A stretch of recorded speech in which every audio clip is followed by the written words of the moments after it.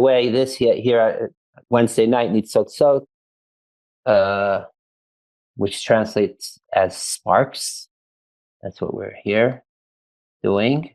We're igniting the sparks. So tonight we have also. So I'll just let you know what's happening, what's on the menu, so to speak. There's Chanukah, of course. Hanukkah will be our focus tonight. We already started speaking last week, when Wednesday night last week was Erev Hanukkah, and we already addressed a lot of the themes of Hanukkah in more general terms, and we went through the more historical way, of how Hanukkah became a holiday, the two parts of the holiday, which is the victory of battle, the military miracle, so to speak, and then also the open miracle of the menorah, of the oil, right? And we went through the different versions of it, where we have it in the Megillah Maccabees, or rather the Book of the Maccabees and Megillah Chashmonaim, versus ways in the Gemara, Talmud, Shabbos, and Megillah Tainis. What we'll do tonight, hopefully, is that we will delve a little deeper in the meaning of the miracle, especially with the oil, and more specifically the opinions of Beis Shammai and Beis Hillel that we began speaking about last week. So, like this, that's what I mean. Every night, every day of Hanukkah, because it's the same light, right? We're dealing with the holiday of Hallel Hodaya, praise and gratitude. It's like the same Al-Nisim, and it's actually a phrase. It's a phrase from the Gemara, the Talmud. Hanukkah, as I mentioned, we're going to soon light the menorah together. Then the other things that are happening tonight, for this period time, is of course the Parshat Miketz, which begins with the dreams of Pharaoh, and about Yosef, how he becomes the second in command ruler of Egypt. Look into that. And also, very importantly, it is Rosh Chodesh, right? Rosh Chodesh of the month of Tevet, which means, Rosh Chodesh, the head of the new. It doesn't get better than that. It's not just new. It's not just the head. It's the head of the new. And it's the head of the new of what? Of Tevet. Tevet, it has the word tov in it, good. That means and Chanukah is the bridge from Kislev to Tevet, right? That's the overlap.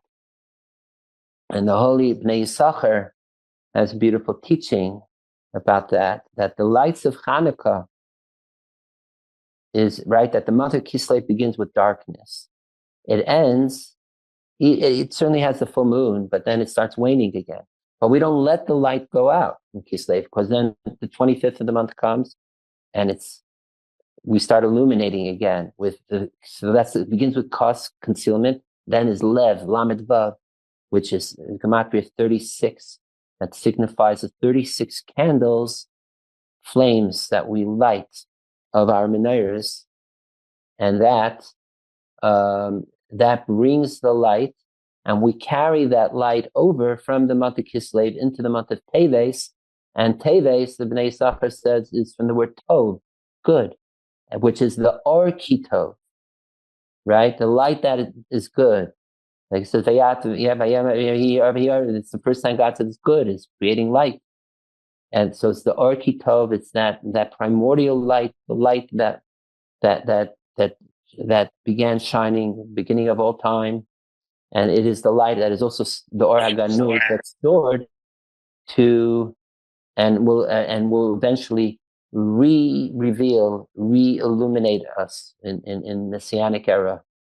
So that's the ultimate light, the Ohr Tov. So the Chanukah light is the segue to the ultimate Ohr Tov, and that is represented by the month of Tevet. And Mamish, this is the time for us to celebrate, be together, and like the menorah, we need each light that each light represents a soul, right?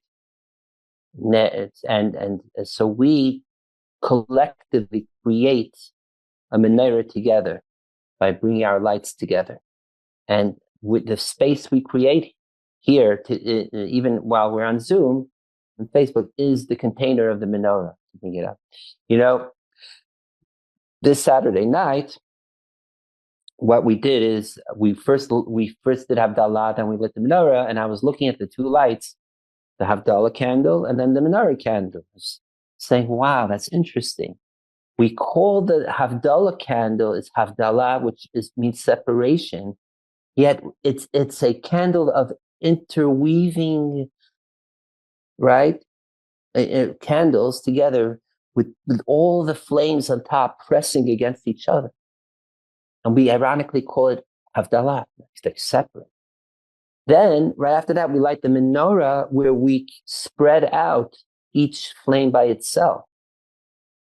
And we call it, the blessing is Lahadlik Ner Chanukah, not Lahadlik Nerot Chanukah. We don't say in the plural, we say Ner in the singular. That even though, like tonight, we have 7 with a shamash, 8 flames burning, but in the blessing, we still call it singular, that it's all one, that full unity. Now, why is that? So what came to me, Motzei Shabbat, is, yes, all the flames pressed together makes a stronger, more powerful light, but we cannot see the uniqueness and the specialness of each flame by itself. Each flame gets drowned out by the other. We can't distinguish between them. So even though they're stronger and they're one thing, but really there's separation of personal quality, identity, of seeing each flame as being special on its own. Comes the menorah and tells us, you want true unity? Don't try to drown each other out, overshine each other, right? Give each other a little space, even. When you do that, you'll be able to see each flame for how unique they are. One of the gazing exercises I have with menorah is precisely that, is to see, even though they're all identical oil things or candles, but if you look closer, you'll see how each one is burning differently.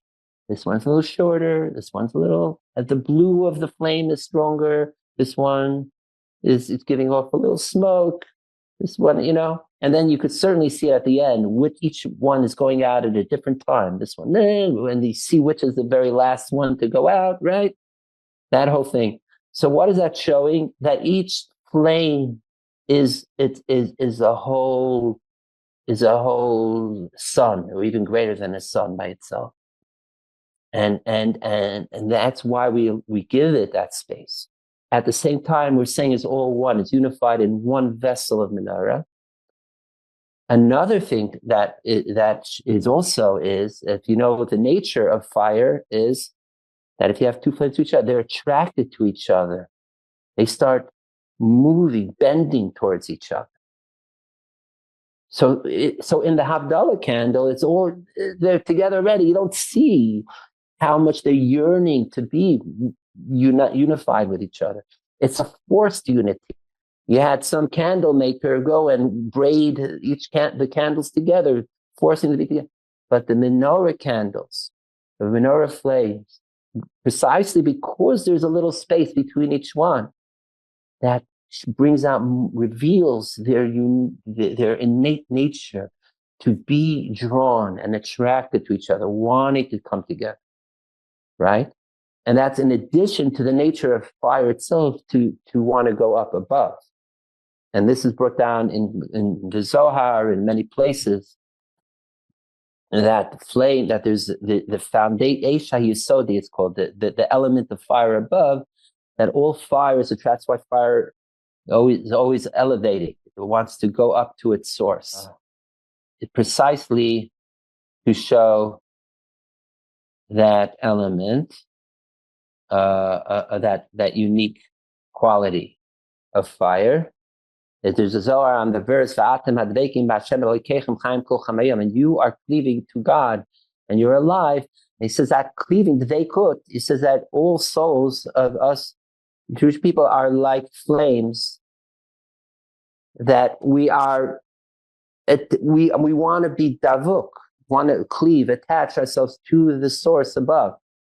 And yet the wick and the candle of the flame keeps us grounded down here.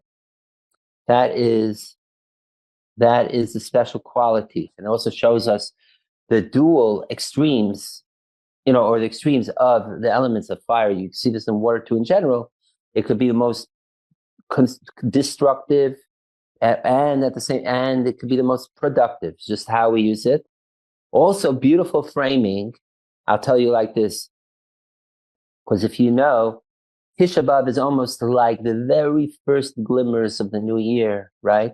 Because Tisha B'Av is the destruction of which Tu B'Av comes for the total transformation, which is the beginning of the new year's love story. That's beginning, and it is the 40 days before the beginning of the creation of the world of the upcoming new year. So it's like the twinkle of the eye of the new year, in a way, in a concealed form, albeit it begins with Tisha B'Av. So that's the beginning of this year. You could say is the very extreme beginning of it would be Tisha B'Av. So Chanukah, which is tomorrow night, Hanukkah is according to Hasidic teachings, is the end of the beginning of the year. It's taught that there are things that if you haven't been able to accomplish with Rosh Hashanah and Tishrei, you could still catch up and do it till tomorrow night, till the end of Hanukkah, Zot Chanukah. This is Hanukkah. And some people have a custom to wish each other even Shana Tova, on Zot Chanukah, because of that. That there's the idea of that, yes. And there's even the idea of like the clapping the Hishyness of the Hoshana Rabbah, being mamtik, sweetening the judgments of Hoshana Rabbah, which we do with the Aravot. And there's a certain idea also happening in Zot Chanukah of sweetening this is the final, the last licks of doing that. It's also connected to Tishrei in the following way, that, as we know, the dedication of the first temple, Beit HaMikdash, was on Sukkot, right? The 7 days of dedication of the Beit HaMikdash in Shlomo's days was Sukkot and Tishmini Etzer. So too, Hanukkah, even though the dedication of the Mishkan was done from the beginning of the month of Nisan, which is why we say the Nasi, yet Hanukkah, we read in the Torah about the dedication of the Mishkan, of each tribe member, each Nasi, head of each tribe, and the sacrifice they brought. Then when it comes tomorrow night, Zot Hanukkah, we end it off, and then we read in the Torah from the dedication of the Mishkan to the beginning of the Parsha, the portion of Balotcha, which talks about Aaron lighting the Menorah in the temple. So there is that continuity and connection of Tishrei with Chanukah in that way, with specifically Sukkot, and even more explicitly, and we spoke about this last week, going through the sources from the Book of Maccabees and the Gemara, which is that, according to the Book of Maccabees, that the reason why Hanukkah is for 8 days is not like it says in the Gemara because of the miracle of the oil burning for 8 days, but rather because it was a makeup for the Sukkot that they weren't able to celebrate that year because the temple, Beit HaMikdash, was defiled, and they were forced to bring impure sacrifices to pagan gods. So when they were victorious on Hanukkah and they got back to the Beit HaMikdash and cleaned it up, it was their makeup. It was their Sukkot Sheni, so to speak, that they made up, and like Sukkot, which Shmini Atzeret is 8 days, so too they celebrated for 8 days. So we have that connection. We also mentioned last week that is why most likely Shammai's opinion is to begin with, like the sacrifices of Sukkot, which work its way down, right? Decrease in amount, starting with 12 day one of Sukkot cows all the way to 7. So too, Hanukkah, according to the Menorah, Shammai holds, unlike Hillel, that you work your way down, right? Hopefully, we'll address this too. But now that we're all hooked up, things are flowing Facebook land. So what we're going to do is, I'm going, because it's already midnightish and should really like the menorah, not too late. I was just waiting so we could do it together. So I have my menorah set up. Actually, I have it close to a doorpost, like the minute that I grew up in does. And like for especially those in here outside of Israel who knew about it, because for us, Simchat Torah was the day after the Simchat Torah of Israel, and we knew already then Simchat Torah, what was happening in Israel. Yet we used joy, simcha, as the counterforce to the atrocities were happening. So too may our simcha now, tonight, Hanukkah, and into tomorrow, the last day of Hanukkah, also be that time of simcha. You may simcha and bring joy. One of the prayers we looked at earlier tonight, which was a prayer about a contemporary prayer that Aaron put up on his Open Siddur Facebook, which there are links in the chats. But those that were not on earlier and want access to it, hopefully could be reposted in the chats you can have access to. Speaks about that, of bringing these days, giving almost like we have in Haggadah, miyago l'simcha, me'evel nafela la'or gadol, shibud l'gola, right? Right, going from the darkness to the light, from the feeling of tragedy to unbridled joy. So let's amen. May this be in our days speedily, and even before Zot Chanukah. I'm just going to share it now. Called Aish Kodesh. Aish Kodesh, exactly. By the way, speaking of which, there's a very intense teaching by the Piaseczna Rebbe Aish Kodesh for Chanukah that he said end of 1940. It's printed in his holy book Aish Kodesh, and it's on for it's at the beginning of the first year of the Warsaw Ghetto. And he's giving moral support to he would write down his drashot, what he was sermonizing to his Hasidim and to others in the Warsaw Ghetto. And there on Hanukkah, the sermon for Hanukkah 1940, Hanukkah Tafshin Aleph, it was the point is based on the Al Hanisim or I think Lashkich Persech or Haneirot Halalu, was basically telling people, do not despair that we, the Jewish people, have gone through as bad, if not worse, situations in our history. And yet we, throughout the centuries, and yet we persevered, and our fire candles still kept burning. And so hold strong and try and stay, keep your, that life force going. He wrote that then in 1940. And then he continues writing, 1941, 42. Then there's a brief, then he stops writing at some point. It was one of the last, the people were just can you imagine how many people were just dropping, unfortunately, and also being deported to the concentration camps in those couple of years. His last entry of his manuscript, which was what happened was, there was an underground group of historians and archivists that were collecting written down eyewitness testimonies and other materials over those years, and for that there should be testimony for history's sake, for the world after, just know what's happened. And they filled up these airtight three big milk metal jug containers, big silent things, and they filled it up with manuscripts of people that people wrote down and different important documentations. I think there were 3 of them, and they buried them in the Warsaw Ghetto shortly before it fell in 1943, when Pesach 43, that the Nazis decided to give Hitler a birthday gift, or his birthday, October, what is it, 14th or something, 20th, I forget. And on October, April 14th, right? Yeah. And they buried them.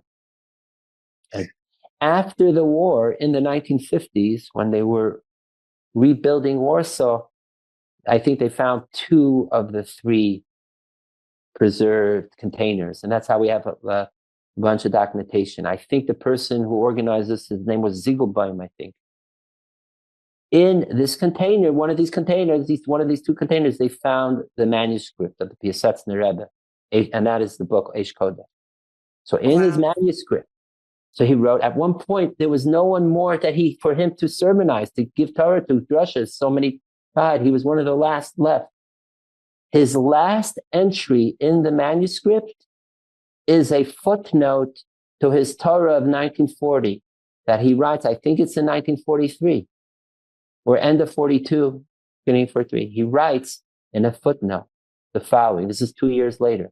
He says, everything which I spoke and wrote here 2 years ago was relevant to then, 2 years ago. But now, after what we've been going through the last couple of years, I could personally testify that never in history have the Jews gone through more suffering ever before. And that there is no precedent, there's no comparison to the torture and the deaths and et cetera, that the Jewish people gone in, that as we've experienced now. That is his last entry. It's a few lines at the bottom. So if you open up the Aish Kodesh book, Sefer, now under Chanukah, you see that sermon, you'll see on the bottom, there's a footnote in bold letters, which is its addition. He is just saying. So, as we say Pesach, in every generation, they stand up to us, each generation in a different degree and level. The bottom line is that our fire keeps on burning. That fire. And you know, this reminds me that I merited in the 90s, late 90s, to be at the Holy Bobov Rebbe's Zot Chanukah, last night Hanukkah, Menorah lighting. There was Rabbi Shlomo Halberstam Bobov. He was very old. He was like 90 years old. I think he passed away like a year later. Must have been maybe like 1999 or something. 1989. And he had a thing, I remember this vividly, still seeing it in front of my eyes, how he was there sitting at the Menorah, and he had a thing called knighten, the wicks. He would take the pieces of cotton, and amongst the Chassidim, while Chassidim are singing the Gunim, he would make wicks, roll them in his hands. And it was a long process, like close to an hour. And he was doing, shaking and crying. And all the Chassidim are there. Why? Because the little wicks, the little flames, was to him the symbol of Reb Shlomo Halberstam went through the Holocaust. I don't think he made it through the camps. He was hiding, he was running away. But he went through it. The whole Bobov community was mamish. Most of it was wiped out. His own father, the Kedushas Tzia, Ben Tzia Halberstam Bobov, was in the Lodz ghetto and he was killed. There's even some footage that the Nazis took that some say you could see the old Bobov Rebbe, the Kedushas Tzia in it while he's being beaten up. Terrible stuff.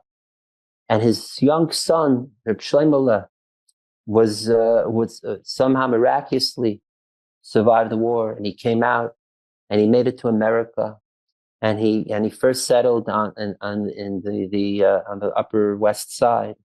He was there for a couple of years. Then he moved to Crown Heights for several years, and then in the late 50s, early 60s, he moved to Borough Park, where Bobov is still today. Incidentally, both Shlomo Carlebach and Zalman Schachter were a couple of the Bachurim around that made it a commitment to go to the Bobov Rebbe on Upper West Side to help him make a minyan, to be a tish, because there were so few Bobov Hasidim then. They were still in the DP camps or wherever, and they didn't, most were wiped out.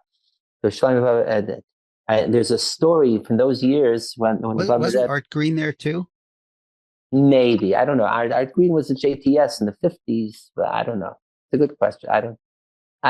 We're talking about the right after the war, the late 40s. Got it. Yeah, so I doubt it. What I agree, what you're probably referring to. What you're referring to is that because Reb Zalman had connections with the Bobov Rebbe that early, that he had an open door policy with the Bobov Rebbe years later, even. So years later, in the 60s or 70s or so, Reb Zalman brought some of his accolades, his students, I think to see Shlomo, including Art Green, and introduced them in that. But Art didn't have a personal connection. Incidentally, in my family also, my brother married the granddaughter of Elia Chaim Carlebach, Reb Shlomo's twin brother. And Reb Elia Chaim's wife is still alive, Rebbe Hadassah Carlebach. I just saw her a few days ago. I go visit her when I can. I saw the Shabbat. She's 96, going on to 97, I think. She has incredible stories going back to the 40s and all that. So her husband, Elia Chaim, became close with the Bobov Rebbe also in the 50s and 60s, and even became so close. He started, even though he became Hasidic through Chabad and learned in Lubavitch, he started wearing a shtreimel like in Bobov, and he was involved even with Bobov publications and such. That was Rabbi Elia Chaim. There's the Bobov Torah journal is called Karen Shleimah, I think, and I think Rabbi Elia Chaim even helped publish material there. Anyways, so going back to the late 40s, just showing how few of the Bobov Hasidim were left, that whatever little Hasidim he had weren't even that Hasidic anymore. They already shaved their beards. They weren't that committed, but they still would come to the Bobov Rebbe to a tish here and there. So this is what it. So at one point, I heard the story. I forget via who. I don't know if it was via Reb Zalman or Reb Shlomo or someone else, a third party. But sometime in those years, right after the war, we're talking about 47, 48, whatever. Reb Shlomo looked around. And he saw like, he's remembering Bobov before the war was Malchus, was a kingdom. The Rebbe, the Kedusha Tzir, big beard. They had big grand parades and like a Bobov wedding, and it was like you were in the royal courts of Vienna almost, And there were little remnants of Hasidim that didn't even look Hasidish anymore. So the Bobov Rebbe, one tish, he looked around and he said the following story. He said, once there were two farmers, and they were neighbors, and one had like some nice, beautiful sheep, and the other farmer didn't. He needed. So in the middle of the night, the one who was coveting the sheep of his neighbor went at night. He stole a bunch of the sheep, brought it back to his side. And in order that the other farmer shouldn't be able to identify, he shaved the wool off the sheep, right? So the next day, the farmer he sees his sheep missing. He sees his neighbor has more sheep. He starts screaming, "Hey, you stole my sheep!" He says, "What? Go try to identify." He goes, he sees they're shorn. All the sheep are shorn. He can't tell which is the sheep. So the neighbor says, "What are you talking about? I didn't take it." So what did the farmer do? The one who had his sheep stolen. He went out and he started singing and whistling in this tune and code that he knew his sheep knew. Like when you gather in the sheep at night, Each farmer has their special tune, their special music to call. And by doing that, and he did that, and the sheep that were his sheep that were stolen, even though they were stolen, naturally went over back home to their true owner. So the Bobov Rebbe said, he looked around, there could be no one, the Chassidim here don't look any Chassidim anymore, but we still seeing the Bobov Negunim and give the Bobov Teiris, and this brings the lost, stolen sheep home.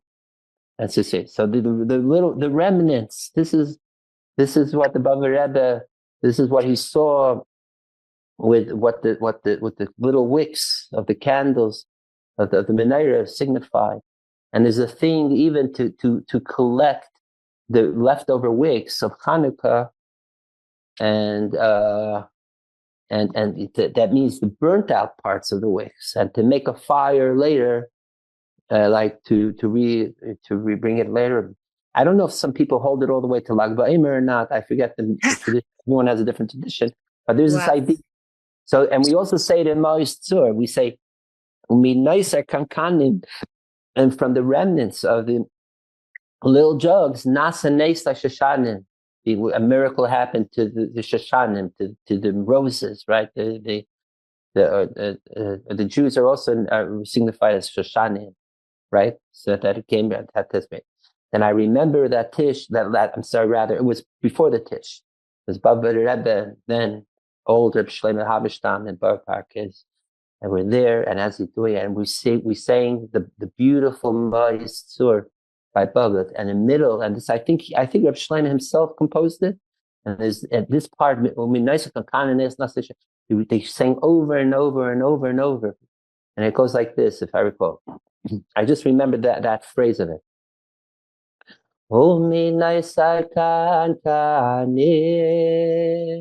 Nasenes lashayshanim, o minoisa kankanim. Nasenes lashayshanim, o minoisa kankanim.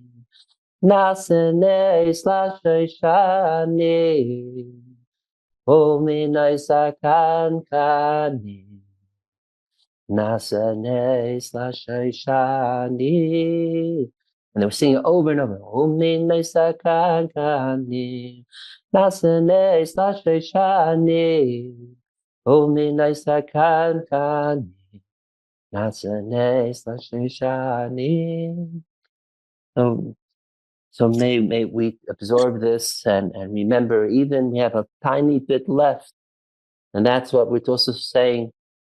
The whole miracle is, even have a tiny bit of oil left, that little bit is miracle that is here, survives. And with this little bit, we can rebuild, reignite, and re-expand. Not only for 8 days and nights, but not only for 8 days and weeks or months, but for forever, ever, and ever, until Mashiach comes. So let's start.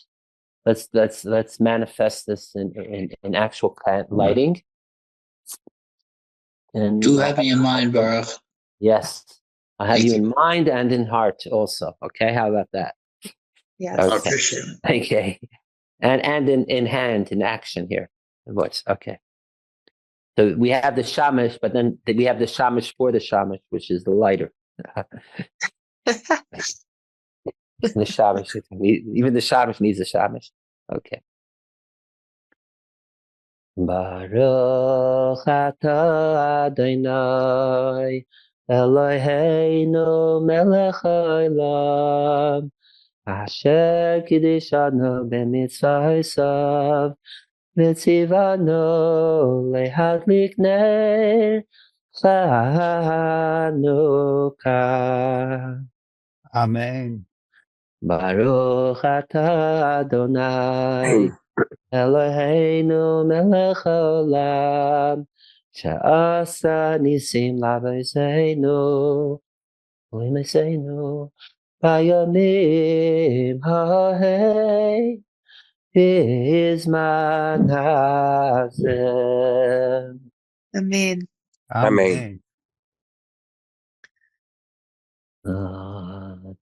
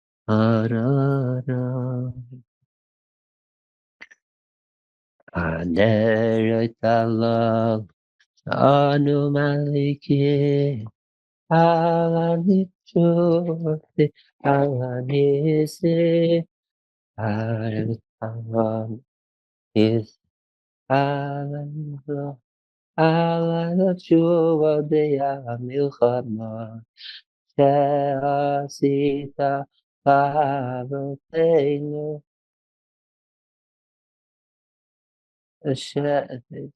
Someone help me because I didn't grow up with this tune, but it's a very known tune that everyone sings. That's why I'm trying to be as inclusive as possible. She'asita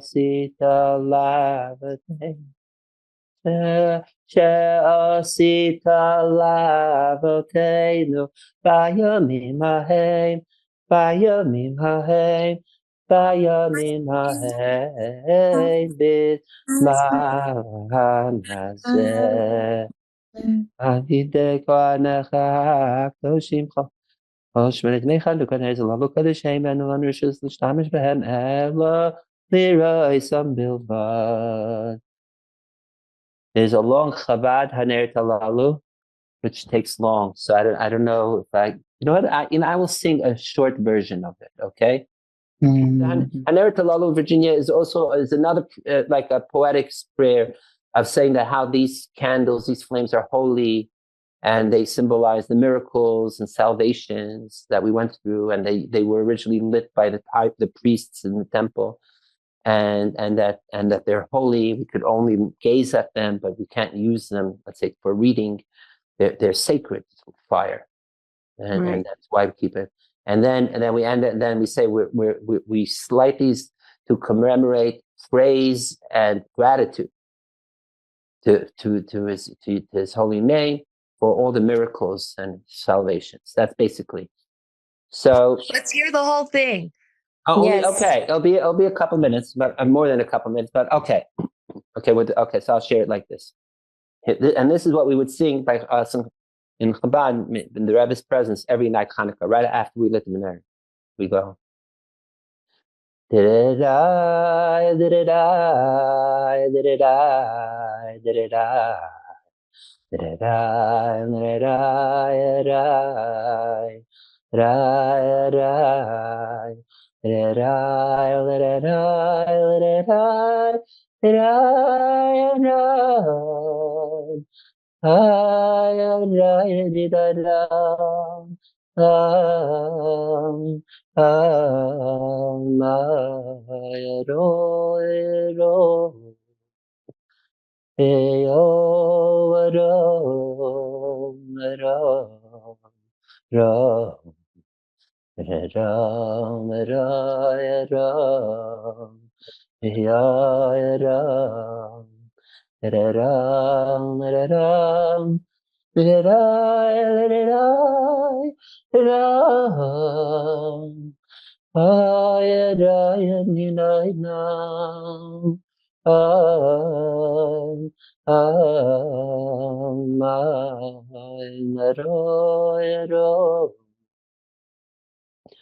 Haneirot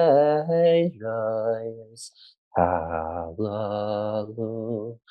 Haneirot Halalu, Haneirot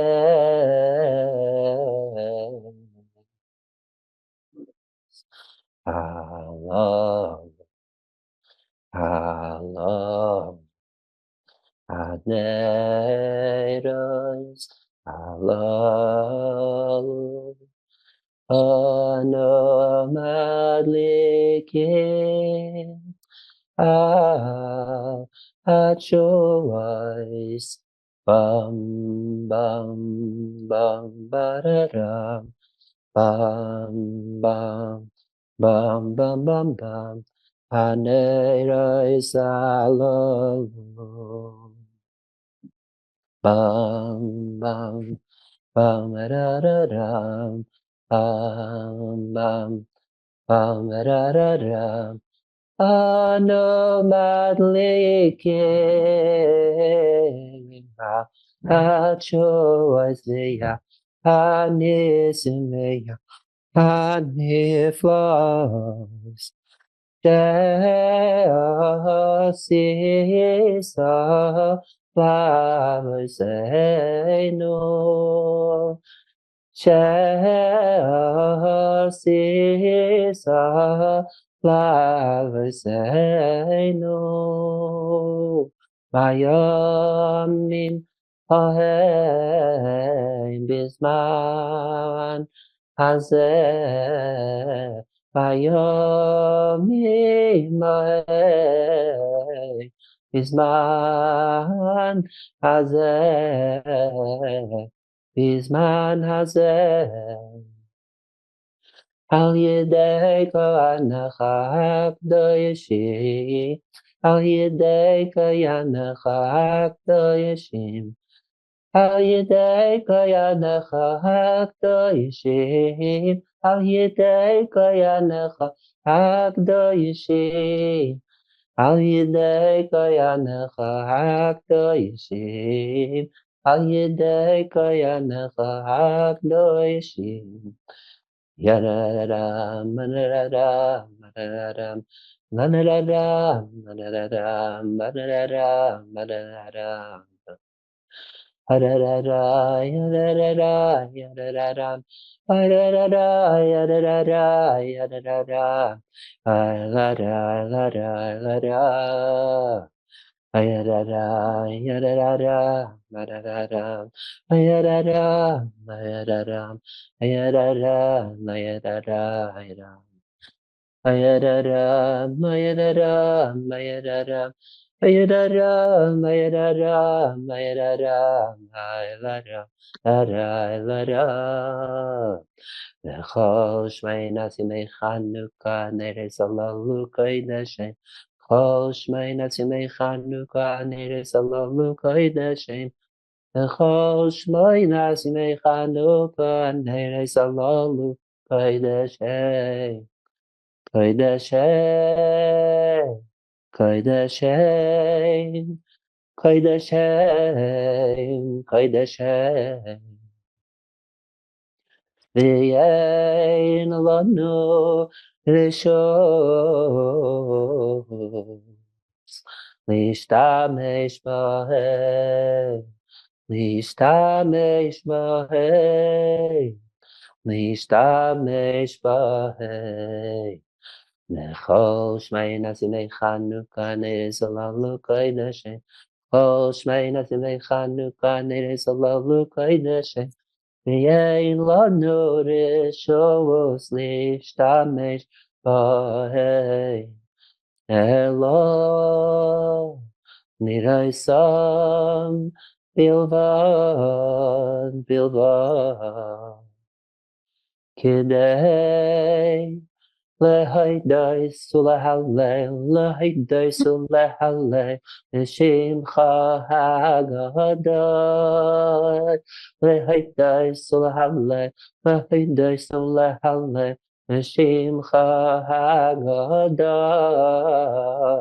Al nisecha, ifleisecha, v'al yeshuvaisecha. Al nisecha, Nitpaisecha ve'al Yeshuasecha al nisecha nitpaisecha ve'al Yeshuasecha al nisecha nitpaisecha al Yeshuasecha. For your miracles, for your wonders and your salvation. For your miracles, for your wonders and your salvation. Al Nisecha, Nitpaisecha, Al Yeshuasecha. Al Nisecha, Al Nitpaisecha, Al Yeshuasecha. For all your miracles and all your wonders and your salvation.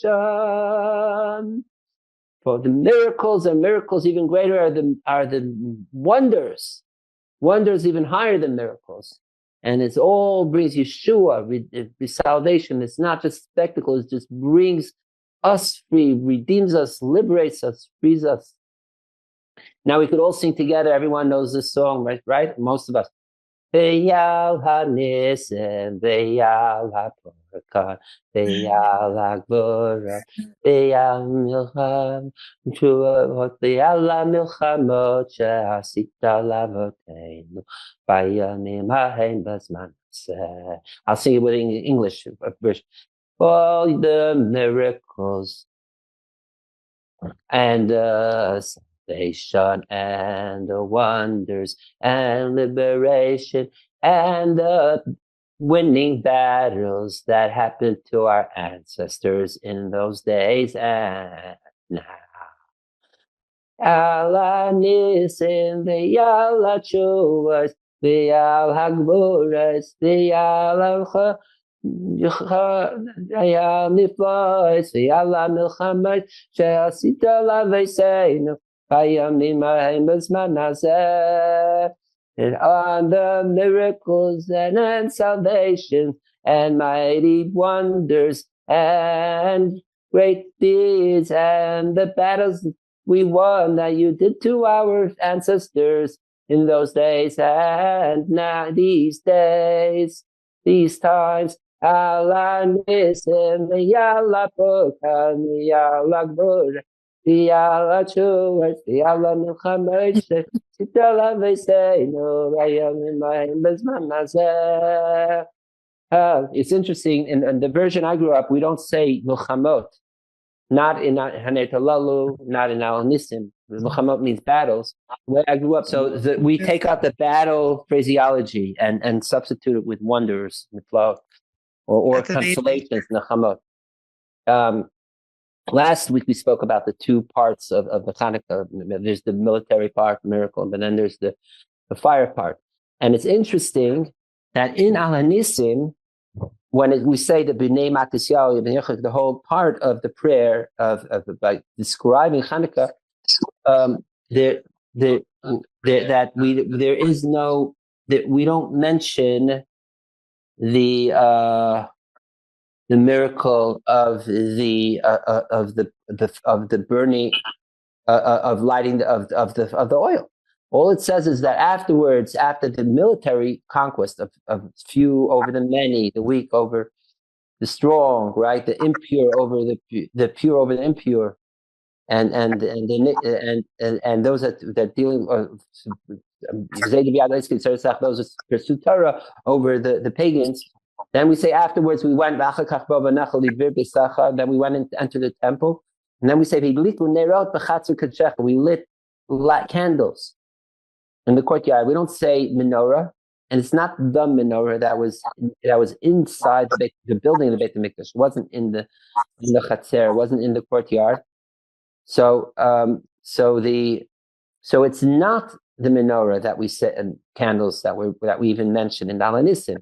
It's more what's mentioned in the Book of Maccabees, that they just lit a bunch of lights for celebration, but there's no mention of the miracle of the oil and the menorah. So and the truth is why?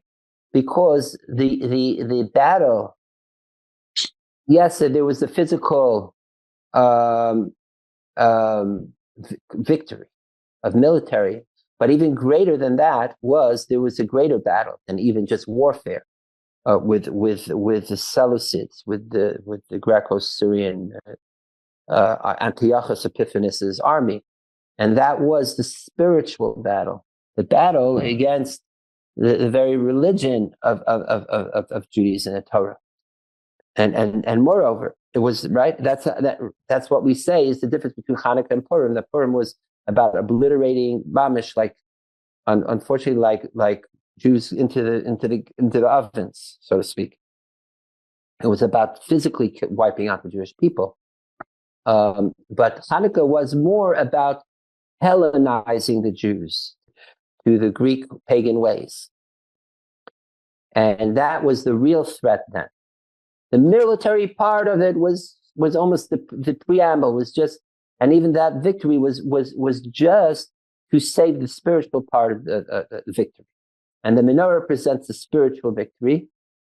And therefore, actually, in the Al-Hanisim, what we say is, Lahashgicham, that they try to make Torah techa, that for the Jewish people to forget not the Torah, but your Torah, I mean God's Torah, where they pray to God. And that they should transgress the chukim, the specific type of mitzvahs of your will. Because the Greeks were told the Jews, you could continue learning your Torah, but just don't see the Torah as being authored by God. Don't follow what it says in the Torah.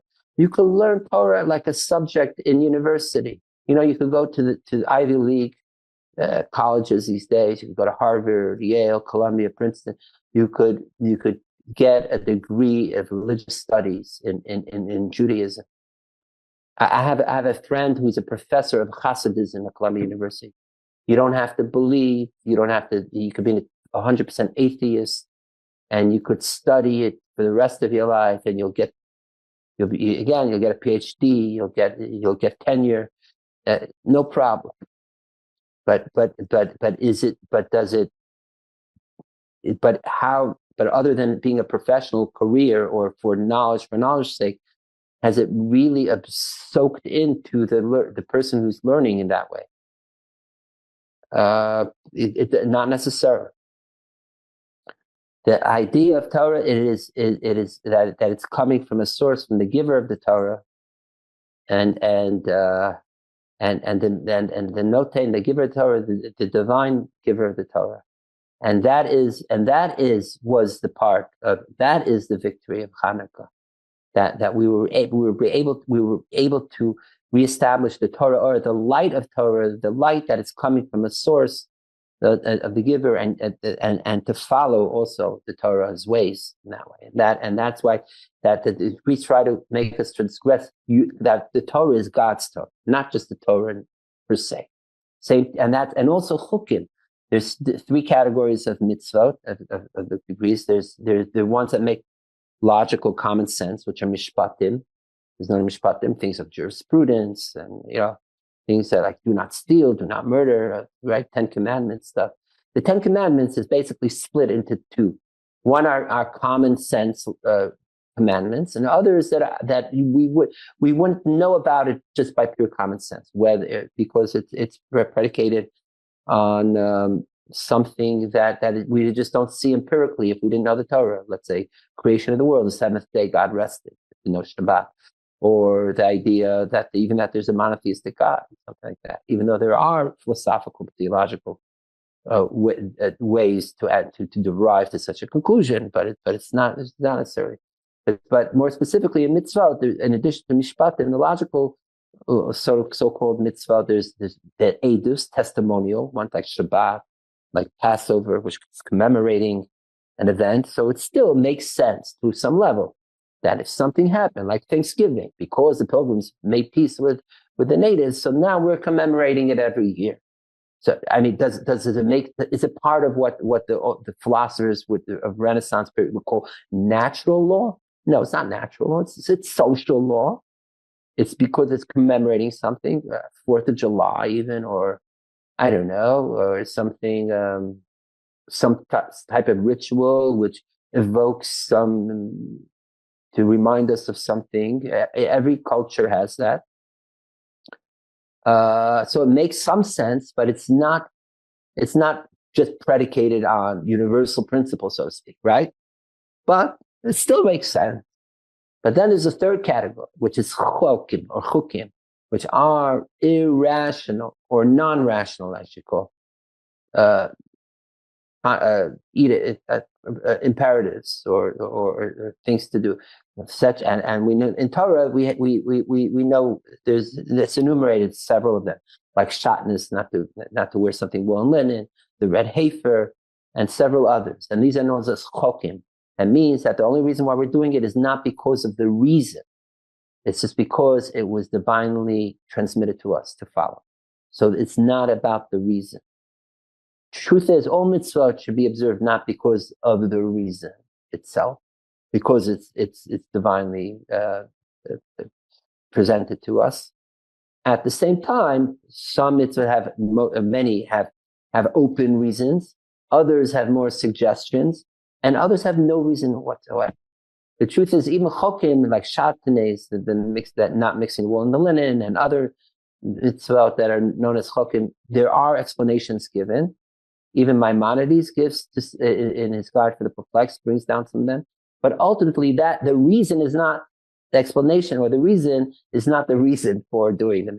It's officially doesn't have a reason, and that's meaning that with the chok, it's most apparent that the reason why we're observing this mitzvah is because it's just divinely given. We wouldn't have come up with it by ourselves. Okay, so that is a chok. So that is what the Greeks were against. That we should follow mitzvot that as chok, meaning not just the chukim we should follow, but that even the mishpatim, even those laws that have reasons and common sense or logic to it, that we should keep, that he said even keep those mitzvahs, but do it just for the reason, not because God said so. Take away the chok part that is part of every mitzvah. There is an element of chok in every mitzvah, because God said whether the reason or not. So the Greeks said even put on your tefillin, keep your Shabbos and everything, but just find rational reasons for everything you do. Do not go to the super rational, to the above, Keep it that way. And that is what Hanukkah stands for. And that's why, for us, the emphasis is not the military victory, but it's the spiritual victory. And that's why, ultimately, through the ages, we celebrate Hanukkah primarily with the Menorah and for the open miracle part of it, and not because of the military conquest per se. And as we mentioned last week, if it was because of military conquest, we would have started observing Hanukkah on the 24th day, which was the actual day of victory. Hanukkah, it is true, we say, is two words, Chanukah, that they rested by the 25th day of Kislev, of the battle, which was the day after the victory, which is actually the same day they went into the temple and found the jug of oil.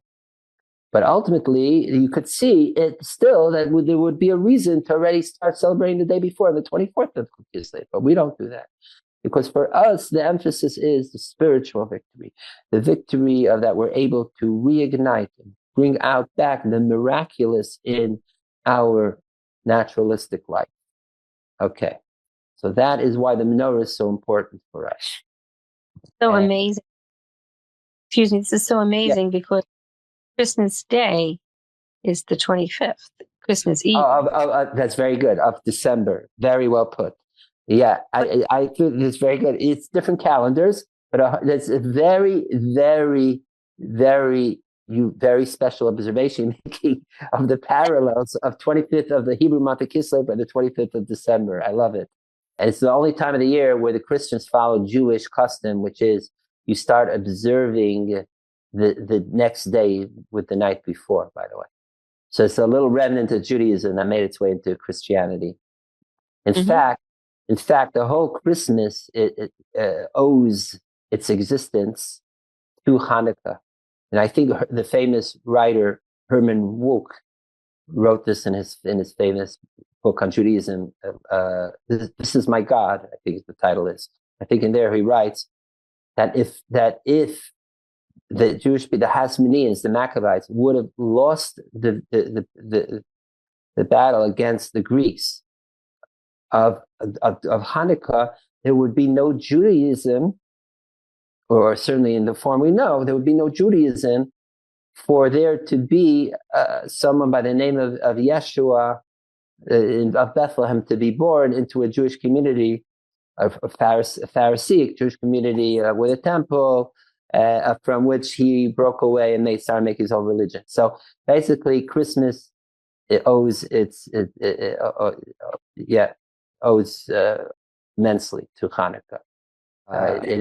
So there is that certain connection, and we mentioned last week that with the destruction of the temple in 70 to the Common Era, which was already like 30, 40 years after Jesus died, but the rabbis almost discontinued the celebration of Hanukkah, because then Hanukkah was very, very intertwined with the idea of rededicating the temple, and being that temple was destroyed then, they felt maybe we should stop the holiday of Hanukkah now.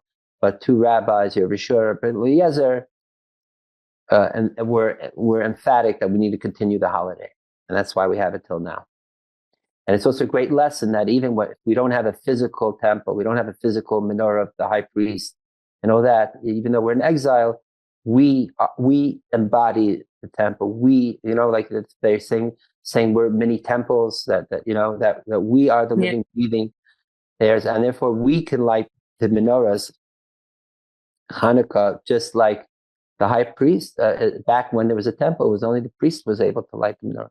Last week we spoke in more detail the differences between the menorah of the temple and our menorah of exile, and in a way how our exilic menorah, the menorah that we light, is in a way greater, that it has both more candles. In the menorah in the temple had 7, we have 8, 9. The menorah in the temple they started burning before sunset into night, and it also burnt a little in the morning. Ours burns only at night. Also, the one in the temple remained indoors, was in a enclosed room with no openings except for a sky roof. Whereas our menorahs we light at the windows, or some like Lubavitch has public menorahs even, that's about shining it outward. So this is also showing how our light is our menorah is able to shine even places where the temple menorah was not able to, and it's in fact it also explains again that we're empowered to bring light to even places that are more dark than even other times in history. I just want to make a little connection on this point with the Parsha, and then we could go back, if we ever, to the Torah reading of this week, go back, which is again, the story of our Torah portion is Yosef is in Egypt. And that also is that Yosef was empowered, that even though Egypt, which was the spiritually darkest place in the world then, was known as Ervat Saaretz, the shame of all land. And so there Yosef was able to do his outreach work. He was able to bring his Yosef light. And not only that, he was able to save from the 7 years, going from the 7 fat years of plenty, the 7 years of famine. It was because of Yosef that he was able to collect all the grain in the 7th year, which is brought down in Kabbalah, was gathering the sparks from even in the darkness to be used in times of when it's really dark. And not only that, as our Parsha also goes, in that Yosef gave birth to 2 children, Menashe and Ephraim, in Egypt, the darkest place. Yosef himself was already born in Canaan, which was Israel. So it makes it, okay, he was there. He was empowered by his father Jacob. And he was taught like in the Holy Land and all that. And then he was sent out. Like there's Lubavitch Shluchim, there's emissaries that they're raised in the Hasidic community. Then they go out to very far-flung communities to continue what they're doing.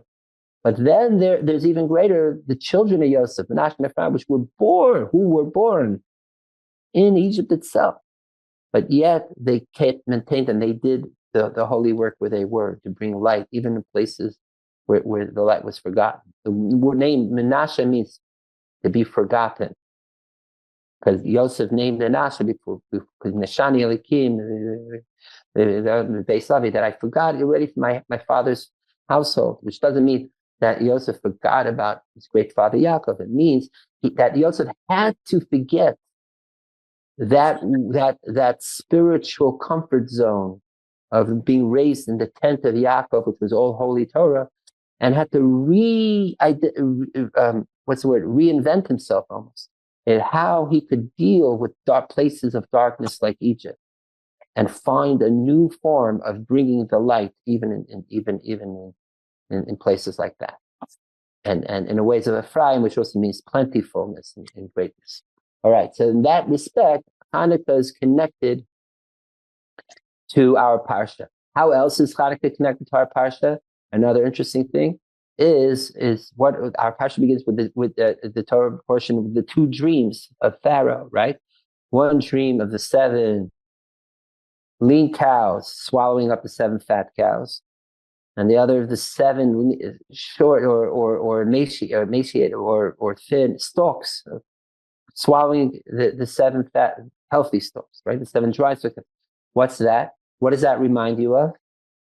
It's also, to me, it has a little echo of Hanukkah also, of, like we just mentioned, the weak conquered over the strong, right? That was that's what the Maccabees Chashmonaim also. And even though we were lean, maybe physically and sort of vulnerable, but still we were able to swallow up even those that were hefty and what have you. So there's that connection, and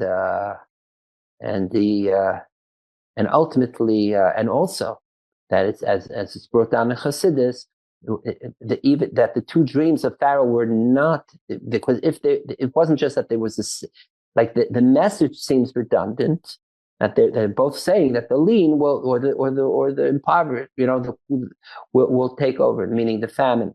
But really, it's the reason why there was a dream of cows and then a dream of wheat is showing that Yosef had an influence from humans, Pharaoh, the Egyptians, into the kingdom into the animal kingdom, right? And like the cows and what have you. But then even lower to the great low, which is the vegetative state. So it was unlike the dreams of Joseph from last week's portion, which started with the stalks bending of the brothers, bending to the bundle of, right, the bundles of wheat, bending to Yosef's bundle, and that was on earth. And then the next dream was up of the stars and the moon bowing or gravitating around the sun, Yosef, which is going from bottom up. Pharaoh's dreams was going from up down, from animals to vegetation, which was what was Yosef was doing too. He was bringing the light, the holiness, working to as down the spiritual chain as possible, or the physical levels, to bring the holiness and light to the most level. So that's the connection of our parsha. I'll give you another connection of the parsha. That our parsha begins by Miketz. That was the end of 2 years. Shnasayim Yamim. Okay.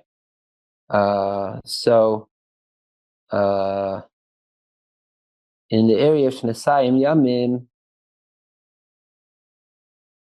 so I'm just going because I have some things put up. I just wanted to share with everyone. This part, what we're going to be talking about, is going to have more Hebrew and references and such like that. So my apologies to those that still have more Hebrew to brush up on or concepts, and may this be an encouragement, and even those that didn't get a solid Jewish background in Hebrew, that to encourage to learn to get to learn more in these areas. Okay, so here. Okay, so this is from the words of our parish. The opening words are Vahi Miketz Nasayim Yamim. Nasayim means 2 Yamim days, but means 2 years. It means that Yosef was in prison because he wouldn't sleep with the wife of Potiphar. So he was in prison for 10 years. Then at the end of last week's portion was when he encountered the head of the drinks and the head baker, and he prepared the drinks for them, and he asked that the head baker to remember when he goes out. He forgot. Basically, Yosef stayed 2 more years in prison for a total of 12. So this week's parsha says that at the end of the 2 years, then Pharaoh had the dreams. So it says in the holy books that the word Shnasayim, Shin Nun Taf Yud Mem, is an acronym for the following words, if you see here on the screen. Shmoel Ner Tadlik Yamin Mezuzah. That you light the candles meaning the candles of Hanukkah on the left side of the doorpost and the mezuzah on the right side of the doorpost. In fact, the very beginning of our tonight's program, it was just me and Aaron on. Aaron asked me about the connection with mezuzah.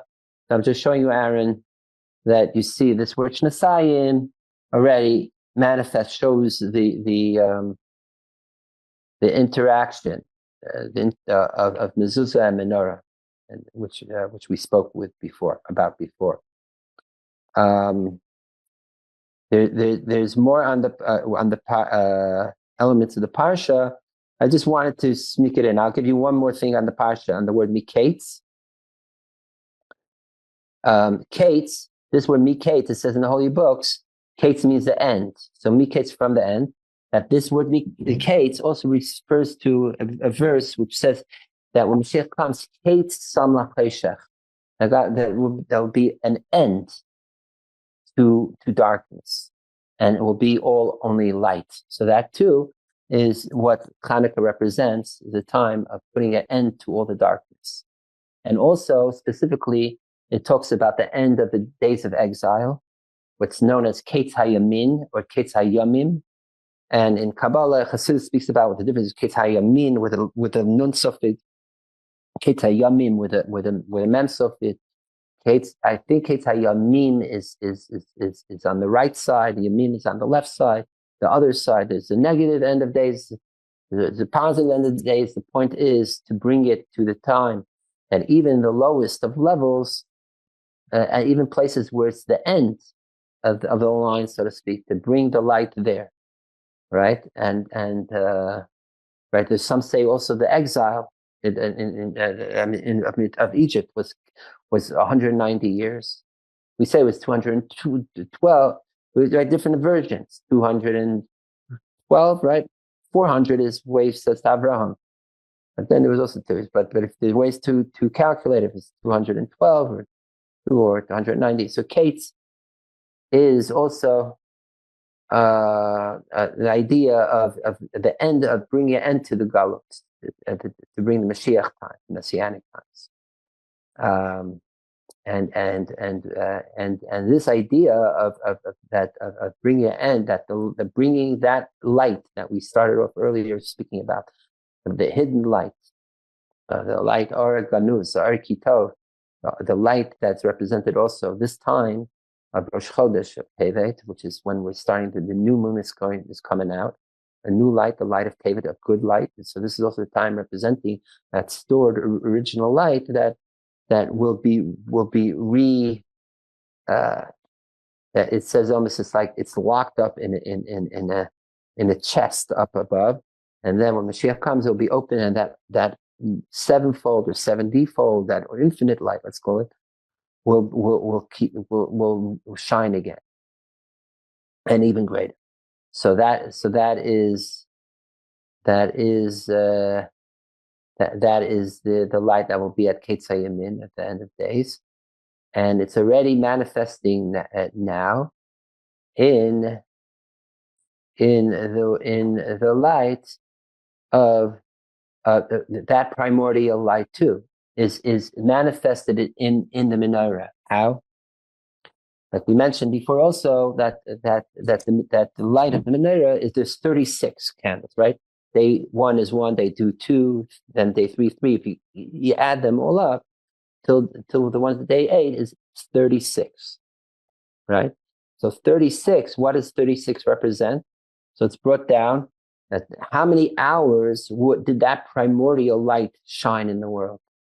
So if the light, so when humans were alive, for humans, so it began Friday, right? Humans were created Friday midday, or early morning, late morning, midday.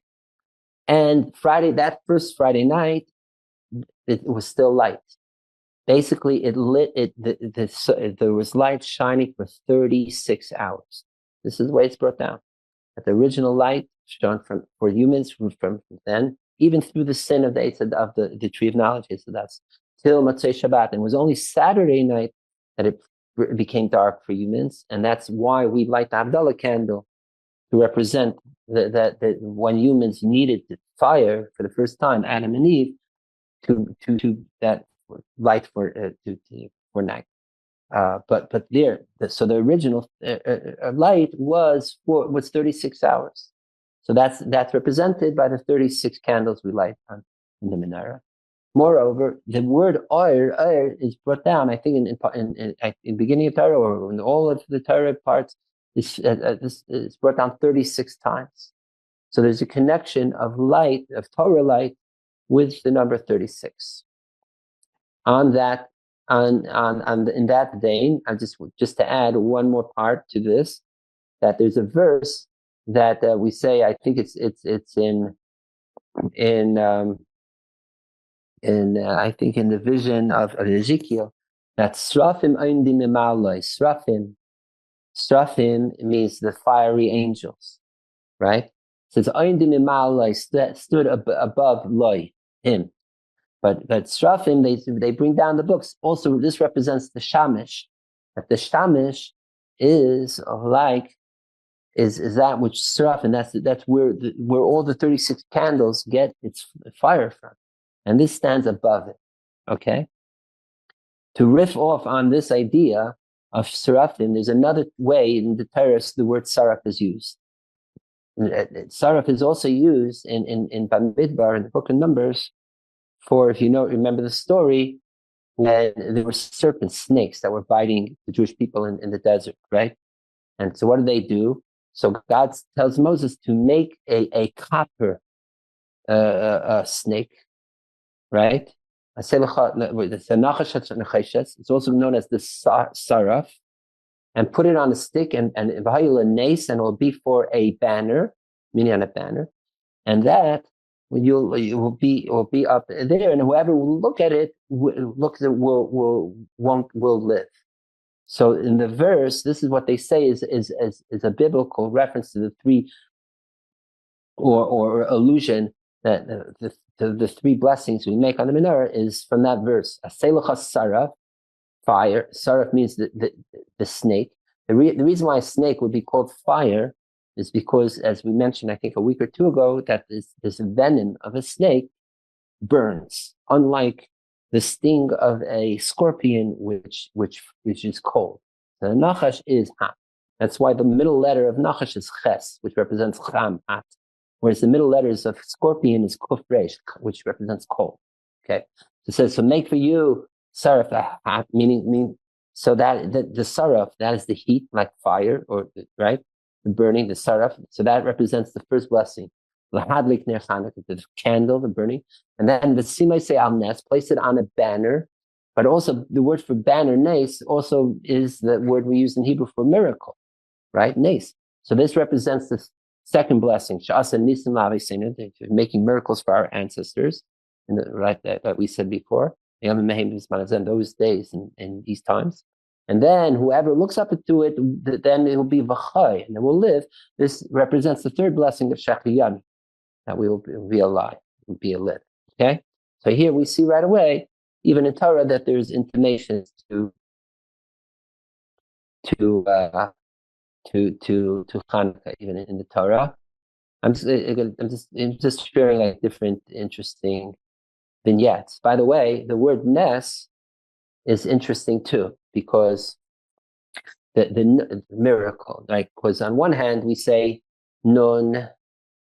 Nun is interesting because we don't say nun in Ashrei, in the prayer of Ashrei. Why does the Gemara, the Talmud tells us why don't we say nun? That nun is a negative word, letter, because the nun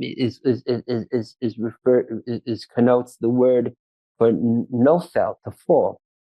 This is related to a conversation we had before with Jonathan, before we came on here on Facebook and others, that the idea of that maybe the word tefillah is related to the word nofel, and how we have in prayer this idea of nefillah.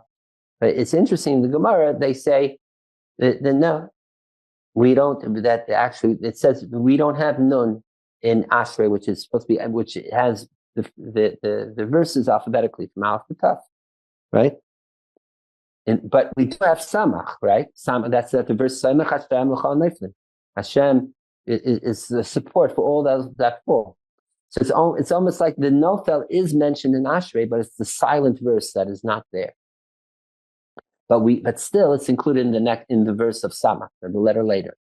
So samach is the positive. The samach is a positive. It's of support. By the way, many years ago, there was an exhibit of the Dead Sea Scrolls that came to New York, the New York Public Library. It's more than 30 years ago, I think, at least 30 years ago. And I went to see it. I always heard the Dead Sea Scroll. And I looked through it. It was very fascinating to read, straight up, directly, the stuff, the things I read about. But there you see about the Bnei Or fighting the Bnei Choshet, the children, the people, the children of light fighting the children of darkness, and all the different interesting stuff.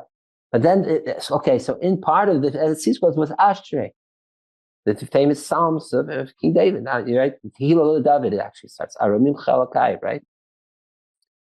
And in there was a pasuk for nun, believe it or not, in the Dead Sea Scrolls. I'm just mentioning it. So the Talmud, it's interesting, so the Talmud's take that we don't have a nun was maybe that they took it, it was taken out for some reason. I forget already the exact the verse of it. It may have started with the word notzer, which we'll soon see. It's also related to Hanukkah. What happened? But it's interesting. But also just this observation that we still use the word nofel in the next passage. Yeah. So I'm reinforcing that the Dead Sea Scrolls that predated the Talmud exactly had it. But traditional Jewish take, it would be that's why either they were not really the Pharisee Jews, or that's why it was Shemus. That's why it wasn't. May have been discarded manuscripts, ones that weren't authentic enough. That's one way. That's a certain way they would say. But yes, but there is certainly a nusach, a version where you do have a verse for nun, but we don't. These days we don't. So on the one hand, nun connotes something negative, and it's also known as the nun kfufa bentness. However, the Talmud, the Gemara, in the end of Brachos, when it speaks about dreams, it speaks about it that if you have the letter nun comes up in a dream, let's say someone's name, that like Huna, or someone has a nun, then know that miracles will happen to you. And it even says if a name in your dream that has more than one nun, double nun, it says like Yochanan or Chanina, then you'll have many miracles happen. So in that respect, we see that nun has a positive connotation, Also, if you're playing dreidel. And if you're playing dreidel, and we're going to get to that too also. Thanks for reminding me. Very important dreidel. We're going to get to that too. And we're also going to show how the dreidel and the nun gimel hesed is connected with Mashiach too. Okay? So the answer is that is exactly what a true miracle is. And it's related also to the whole story of Hanukkah here. That yes, Samach is beautiful, it's round, supporting, but it's the one thing. The nun is the bipolarity element. That even something that's the lowest of the low,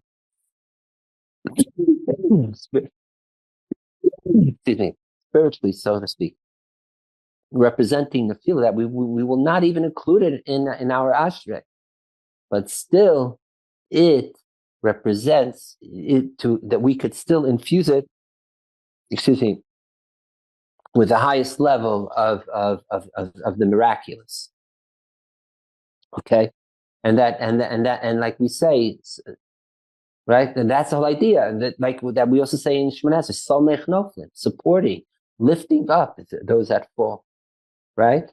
That's the message of Hanukkah too, uplifting even those that are downtrodden, re-empowering them, and bringing so taking that which is, and that is the real miracle, true miracle, taking that which is supernatural, miraculous, and bringing it into even the lowest, the fallen places, right? And that brings out the true miracle. And that's also interesting why the word for nes, miracle, is also the word for banners, like a flag, something that waves on high. Okay? Since we're on the nun, there's other ways that nun show up. I'll just continue what Jonathan was mentioning about the dreidel. So as we know, the dreidel we spin has the 4 letters, nun, gimel, he, shin, right? Which represents what we know, nes gadol hayesham, a miracle of Chanukah, that you thought you could eat only one latke, and then you wind up eating 8 latkes, right? Great. Okay, so what's the nun gimel? Nes gadol hayesham, right?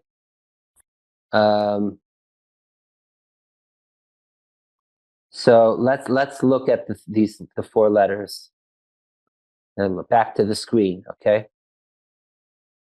If you know gematria, the numerical equivalent of the Hebrew alphabet, if you add up nun 50, gimel 3, he 5, shin 300, what is it gematria?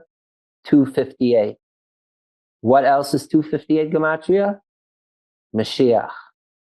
Okay, it's also 250. What else is 258? I didn't write it here because I think we spoke about it in the past, and it's related to what we were speaking about before, is also nachash. Oops, with a ches. Nachash, which is snake, right? Which is, as we were talking before, the idea of the hotness of the snake. And the snake in a positive way. So we see the dreidel is already representing, and ironically, only the dreidel of Galut, of exile. The dreidels in Israel have a pei instead of a shin, and it would not be Gematria Mashiach. So this is a certain uniqueness and why Mashiach is dafka with us here in exile, so to speak. Okay, the other part, while we're on this also, where do we have in the Torah this Nun Gimel He Shin is in next week's Parsha in Vayigash, where it speaks about when they finally made it to Goshen, right? The Yaakov and his sons and families, the 70 souls, and that Yaakov sent Yehuda ahead, advanced to Yosef, to show him to set that they should sell Goshna in Goshen. Gimel Shin Nun He. So Goshen. So those are the same letters as Nun of Nes Gadol Hayesha.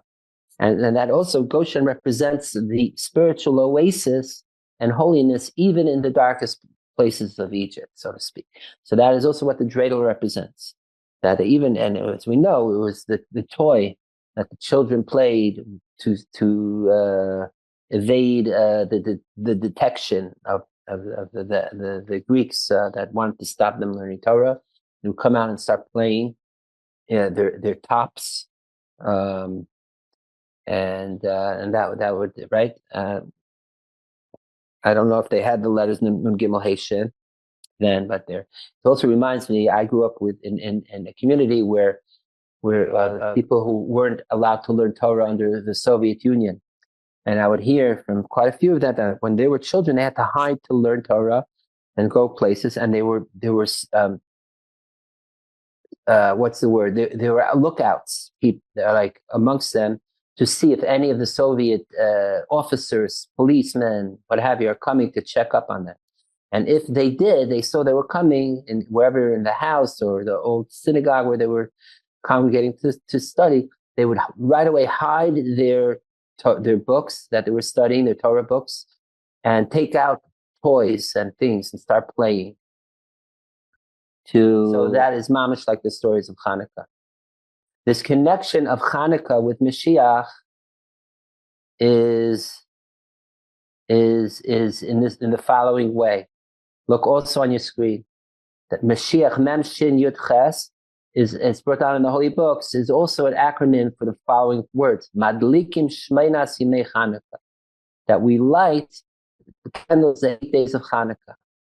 Okay, so it's all. So we see that Hanukkah, though it is a, as we said, a bit of an exile type of holiday, yet it is permeated with Mashiach consciousness, because that is mamish what we're doing. We're inviting that primordial Mashiach light into our lives here now, and being the fore, not shadowing, but the forelighting of the Mashiach light to come. In fact, that's why Hanukkah is also 8 days, because the number 8, according to Kabbalah, is a Mashiach number. It's known cycles are usually work in 7, like the 7 days of the week. It's known as is 7. It shows a regular naturalistic cycle. So too, there are the 7 planetaries in our planetary system. The 7 orbs that rotate around the sun or Earth in traditional Jewish way or medieval way. So that, but then there is that which is called that which protects the cycle. The second, it's the Shemer HaHekif, that which protects it. It's also known as the daily rotation. It's this 8th, like almost aura, that which holds the 7 together and transcends the 7 too, yet has full effect on the 7. And that is the 8 days of Hanukkah. And that is why also the very last day of Hanukkah, which begins tomorrow night, is the climax of Hanukkah. Because that is like the Hanukkah of Hanukkah. It's like tapping into the most supernatural of the whole Hanukkah is the last day. It's the culmination. It makes the whole Hanukkah most complete.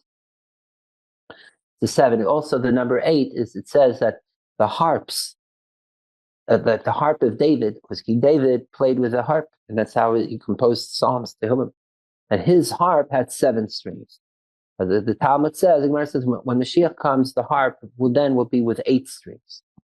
According to Kabbalah, there's some versions that they will even have 10 strings, but certainly 8 strings. So the number 8 is symbolized, is a Mashiach number. Actually, the last letter of Mashiach is Ches, which is 8. Okay? In the way we write it in Roman numericals, you put 8 sideways, becomes the symbol for infinity. That's just for our Western way of seeing things.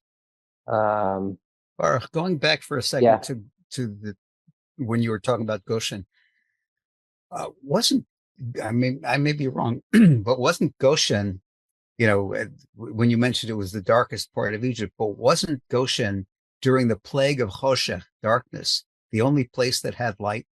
Yeah, what I said is it was the oasis of light within the darkness. That's how you phrase it. I misheard. That's what I said. Oh yeah, no worries. Yeah, thank you. Certainly, and that was the Jewish. It was the Bara part of Egypt. So they kept the lights on. It was like they had their own generators. Which reminds me of a very interesting story. This happened maybe like 15 years ago. I had a sister who was teaching for several years in Berlin, in the Jewish school, the Bobov school there. So one year, my mother went to visit my sister, went to Berlin. And she called me. It was Hanukkah. She was calling, to wish me happy Hanukkah. And I'm on the phone with my mother. And as I'm talking, and it was like whatever 6-hour difference. And then my mother says, "Wow, Baruch, you won't believe what's happening right now." I say, "What, Ma?" She says, "I'm standing now near the Brandenburg Gate, right in the center of Berlin. And that is where they would light the public Hanukkah Menorah. Lubavitch would light the public Hanukkah Menorah." My mother said, I was hearing this in real time, that there was a blackout in Berlin and all the lights in that area, in the center, near the Tiergarten, the Reichstag, and all that, Brandenburg Gate, all lights went out. The only light in the center of Berlin was the Lubavitch Menorah, which had both the fire coming out, so it was real fire light. Plus, they had their own generator for ornamental electric lights around it, but it had its own generator. My mother said, I'm here now in the middle of Berlin, and the whole Berlin is dark except for the menorah that's illuminating. It's the only thing that was a light, right? I just remember this last Shabbos. I was with my sister from Berlin, and I told her I never heard it from her angle. She said, yes, it's true. She remembers that. She says, not only that, it was in all the newspapers with a picture the next day that Berlin was dark, but the Jewish menorah was state of lights. And in fact, we have a verse in Shemot over there where when there was the plague of darkness, Choshech, it says, "L'chol b'nei Yisrael haya or b'mei shveisan," and for all the people of Israel was light in their homes and where they were settled. So yes, that's the whole point. That even though there's all the darkness up there, but we keep our menorahs lit and burning and the light going, and we're not. By the way, we're not hoarding our light. We're letting it light out. We're letting it shine. We're like almost like the proverbial what we say, Ohr HaGanuz, being a light unto the nations. It's not just like we have just. It's like we're spreading, we're sharing, not just like vertically up, like condescendingly, but horizontally on a level that we're just like we have goods to share. Light is infinite, and we could share it infinitely. And also the new Argentine president, Malaya, what's his name? Malay. So Zelensky just visited him in Argentina, I suppose before he came here to DC, and Malay gifted him a menorah. I think Zelensky in Ukraine also was honored with light menorah there, but that makes sense. He's Jewish. But this is even great. Ohr HaGanuz certainly has that element there. One has access to the light, like we say ner mitzvah v'tara or, right? That mitzvah is like a candle, and then the 7 Noahide laws, which are sheva mitzvot b'nei nach, the 7 Noahide laws. So there's certainly, even according to Torah and Judaism, there's light for the nations, and we all have our unique fire and ways to shine, certainly. And certainly in a way of unity, like we said before, that the blessing on the menorah, lahadlik ner Chanukah, even if we're lighting 8 candles like tomorrow night, we still say it in the singular ner, because it's all one. That's, as we say, fire. There's the element of each one individually, but ultimately it's about the unifying it together. So in that element, just wanted to share 2 things also on the blessings. So the custom. So we said 2 blessings. One is right, lahadlik ner Chanukah, to light the candle Chanukah. The other is shas nisim. He made miracles. We just spoke about miracles and those that. Just so you know, like this, that there's 2 nusach versions of the first blessing. It was either lahadlik ner shel Chanukah, of Chanukah, or lahadlik ner Chanukah, like candle of Chanukah. What's the difference? If I say candle of Chanukah, then I'm saying the of Chanukah. It's like there's the candle or light rather, which exists independent of Chanukah. But then I'm qualifying it. I don't mean just any candle or light, but I mean the light of Chanukah. If, however, we take out the word shell of and we say ner Chanukah, light or candle, Chanukah candle, not candle of Chanukah or light of Chanukah, but Chanukah light, Chanukah candle. Then we are saying that the light, the flame, meaning and Chanukah are one in this, are part and parcel. You cannot separate them. Okay, and so that is a reason why the custom. I don't know exactly who says what, but I do know Chabad and I think Breslov I don't know if all Hasidim take out the word shell, but the way I grew up was lahadlik ner Chanukah, without the shell, for this very reason, because it's emphasizing that this candlelight is even greater in a way than Shabbos candlelight, which we have lahadlik ner shel Shabbos culture of Shabbos, that there's light candle and then there's Shabbos, right? Why? Because like we spoke last week, that the reason why to have, briefly, we spoke about that reason for candle or Shabbat is to bring peace in the house, that there shouldn't be too dark. So it's to enhance the mood of Shabbos, and it's important for Shabbos, but it's not existentially part and parcel of Shabbat itself, right? The rest of Shabbat is part and parcel of Shabbos. That's the name of Shabbat, rest. But the light, the candles, Shabbat candles, is to complement that element of tranquility, but it per se does not signify tranquility necessarily, or the very essence of Shabbat. Whereas light is the essence of Hanukkah through and through. That is the miracle of it, and that is what Hanukkah symbolizes through and through. That's why there are those that have the custom to just say Ner Hanukkah. So that is on that level. The other reason why there are those that don't take out the word shell is because if you count the letters, the amount of letters of each blessing is the first blessing, Baruch Atah Hashem, Elokeinu Melech Olam. I'm doing it with my fingers. If you see Asher Kedushav V'Nitzotzav V'Tzivanu L'Hadlik Ner, Chanukah is 13. Okay. What is the second blessing? Baruch Atah Hashem, Elokeinu Melech Olam she'asa nisim lavasena b'yamim lahem bizman hazeh is also 13 letters. So it's 2 times 13. If the first blessing had the word shell, it would be 14 and not 13. Okay? What does 13 symbolize? 13, we know, symbolizes the 13 attributes of mercy, which is brought down in Kabbalah, is activated on Chanukah, 13 attributes of mercy. And the way it works is there's 13, so it works from 1 to the first 7, it's 1 for each night. Then for Zot Chanukah, we go from 8, it encompasses from 8 to 13. Or for all those 8, 9, 10, 11, 12, 13, you got 6 in there.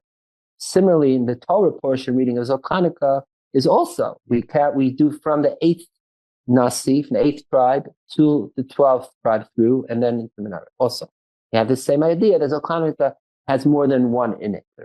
In addition to that, it's the all-encompassing of it, the culmination there. Okay.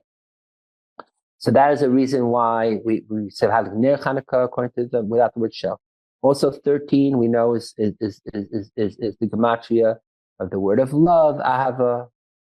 2 times 13, the 2 blessings together is 26, which is God's name, which is Yud Kei Vav Kei is also 26. 10, 5, 6, and 5. Also, this is why, because Chanukah is to bring the Yud Kei Vav Kei in full revelation glory, which is incidentally why also the word Chanukah is you can see also as Ches Nun Hey, Chana Vav Vav. I think the Abder Rav says it. The Hasidic Rebbe, that Chana, resting, bringing down, descending, channeling down into our world, Chafva, the name of 26, which is Yud Kei Vav Kei. Okay, so we see how there's a kavan over here. Every word of the blessings, and even the name Hanukkah, how it manifests this idea of bringing the 13 attributes of mercy and God's name, fully reveal it down here even in the lowest parts of our world. Okay. Going on this and even more there's another reason why we don't have the word shell. We do lahadlik ner Chanukah, and here I'm going to share with you on the screen again. Look at the screen. Lahadlik ner Chanukah. What are the 3 letters? Lamed Nun Ches. What is Lamed Nun Ches? They're the same letters as the word Nachal, which means stream, like a river stream. Okay? The river stream, by the way, this is why in Breslau they're very proud that they don't say shell, because the idea of Nachal is very important to Breslau, the stream. because they say that the name of Nachman, Rabbi Nachman, is Nun Ches Mem Nun is Nachal Noiveya Mekar Chachma. That Rabbi Nachman is the stream that flows out from the source of Chachma, of wisdom, or the sphere Chachma, which incidentally, the oil of the candles of our menorah, the oil of our flames of our menorah, the oil itself is brought down in Kabbalah Chassidus is Chachma. And then, when we say each night is a different sphere, that means we're channeling the Chachma through each of these spheres every night. So tonight, incidentally, actually not. Tonight is not Yisod, but last night was Yisod, which is this sphere of Yosef, also, which is Tzadik Yisod Olam is Yosef, right? Tonight is the beginning of Malchut, how Yisod is going into Malchut. But then tomorrow night, Zot Chanukah is the all-encompassing Malchut that transcends all the sphere of itself. Okay, so also the Nun Laches Lamed, which is also Lahalik Ner Chanukah, also symbolizes the eighth sphere that we're going to get into for Zot Chanukah, which is Notzer Chesed La'alafim, the one who forms or brings out kindness to the thousands. So that is seen in Kabbalah as the most important of the 13 attributes of mercy. So again, Lahadlik Ner Chanukah is to channel, literally, flow through like a river stream, right? The 13 attributes, primarily Notzer Chesed La'alafim. The other acronym for Nacham or Lahadlik Ner Chanukah, this is also the verse from Psalms. Our souls yearn for or desire, go after, out for, or wait almost, or go out for Hashem. Azenu Laginenu, who is and so that God is our helper and protector. Okay, so here too we see how the reason why that there are those that don't say shell is with a certain very specific kavanah. Why? Because it's bringing out all these elements that is directly related to the menorah candlelights. Menorah, the two opinions of Shammai and Hillel, if you light from 1 to 8 or 8 to 1. It's Hanukkah. We're stretched 1 hour to 8 hours. What's the problem? Yeah. Stretching time. Actually, on this subject, just quickly because it's related, there's a learned Talmudic type of, or yeshivish, we could say, analysis. It's called Chakira. It's actually by the Ragat Shabbagoyin, a great Ragat Shabbagoyin. The question is, if we see the time of Hanukkah as one continuum of 8 days, or do we view each day as a separate point of time? And the difference would be if, let's say, someone converts in the middle of Hanukkah, or someone becomes bar mitzvah in the middle of Hanukkah. So can he still jump onto, is every night of Hanukkah, every blind menorah, whatever, is that its own separate mitzvah? Or is it one long mitzvah of 8 days, which just you need 8 parts to it to complete? Understand? So, there are ways to see it both ways. But ultimately, I think we do see it as 8 separate parts. Yet, it does culminate, there is that time element to it, too. By the way, this idea of like 7 being the normal cycle of time, and then the 8th being transcending time, is also manifested in Zot Chanukah. The word Zot is Zayin Aleph Taf. So Zayin is 7, Aleph would be the 8th, which transcends it. That's why it's by its own. It's Aleph, the highest. And we're bringing that level, that greatness of 7 plus 1 into Taf, the lowest level, the last letter of the Hebrew alphabet, all the way down into our physical world. So this is what we're doing. And the Bobov Rebbe also mentioned someplace that, like, remember we spoke about, there's the 2 elements of the miracle of Hanukkah, the military one and finding the jug of oil. He says this reflects those 2 ways to see Hanukkah, if it's one or many. the military victory, Rebbe says, wasn't a one-time battle. You look at the Book of Maccabees, it was many battles, a bunch of battles that happened, then there was a final battle that they won. So the military victory was more a culmination of many battles, different parts to it. However, the miracle of the oil and the menorah was a one-time thing. They found the oil. That was in 1 second, it went from they didn't have oil till they found the oil. So that represents how, and that one jug that they found that moment, miraculously, that stretched out for 8 days. So that's saying how it's one long continuum of one.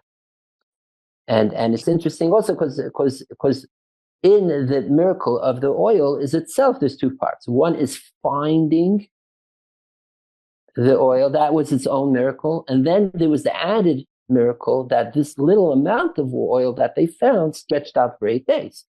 All right, so there was the double miracle. Which may be the answer, by the way, to why we say Ner Hanukkah and not Nerot. Ah, very good. Yes, because it was about finding that it's the one. Echad, the one. Exactly. Right.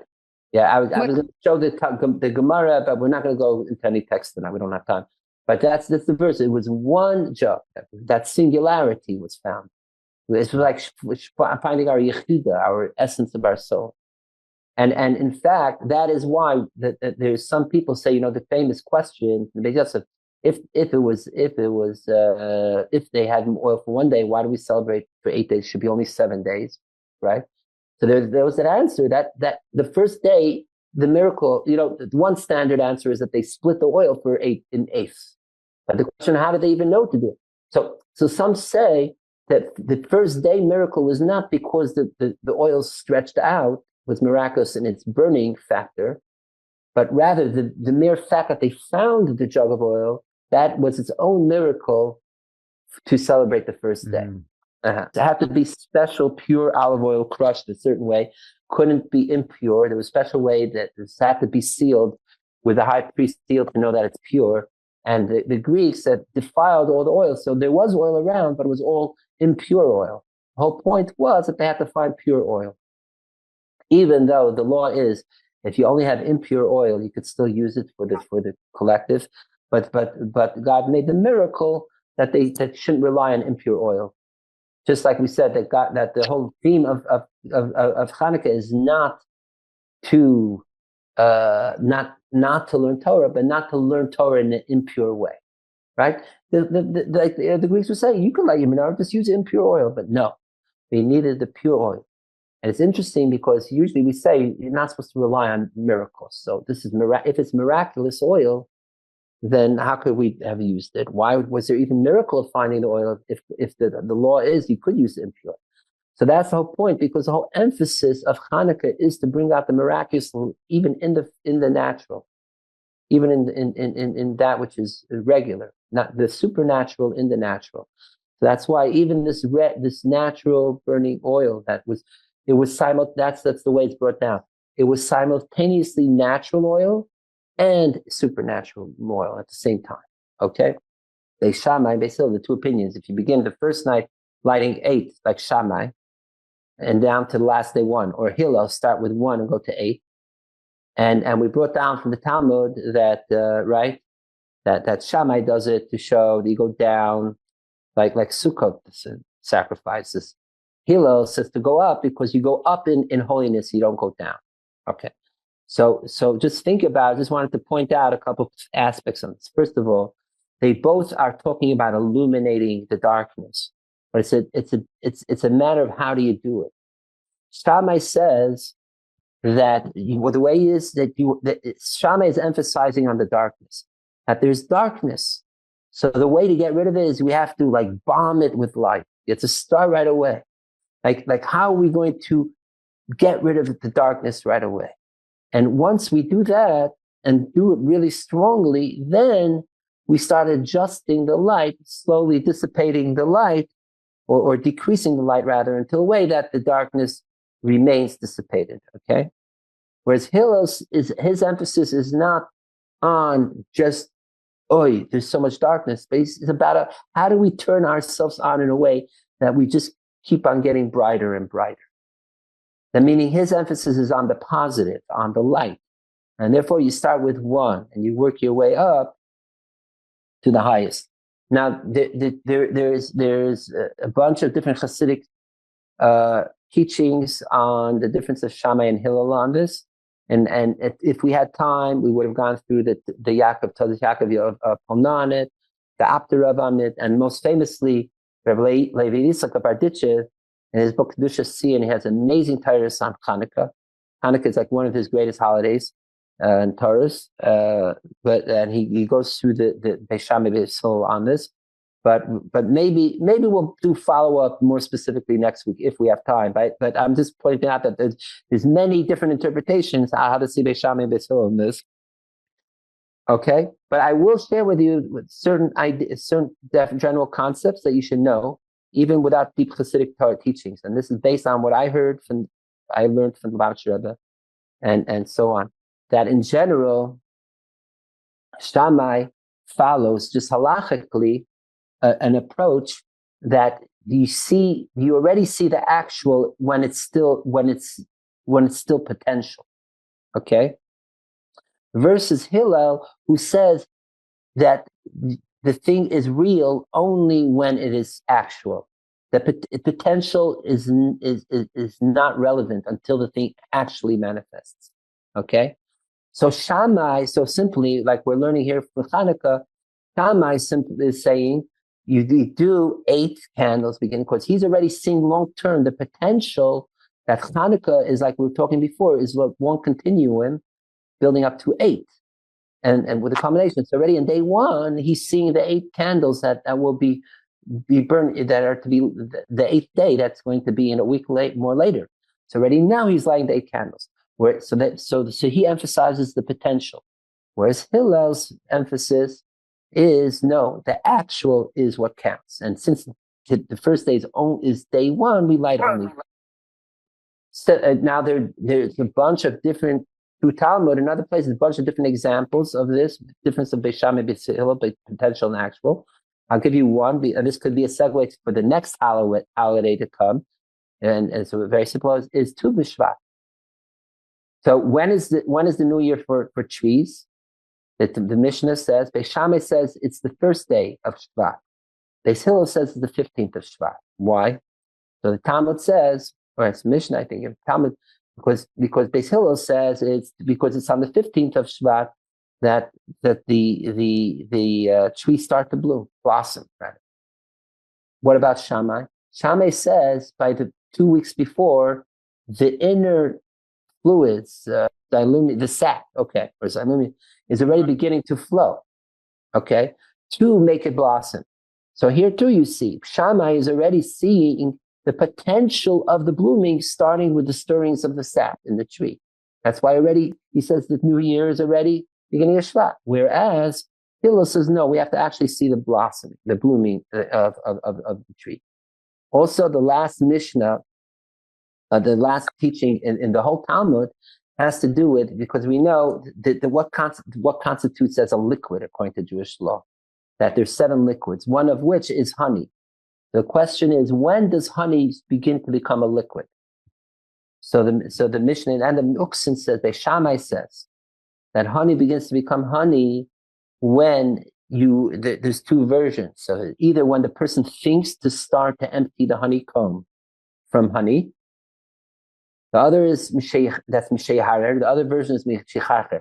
When you start creating the fire under the honeycomb to scatter the bees out of the honeycomb and to loosen up the honeycomb so the honey can start flowing out.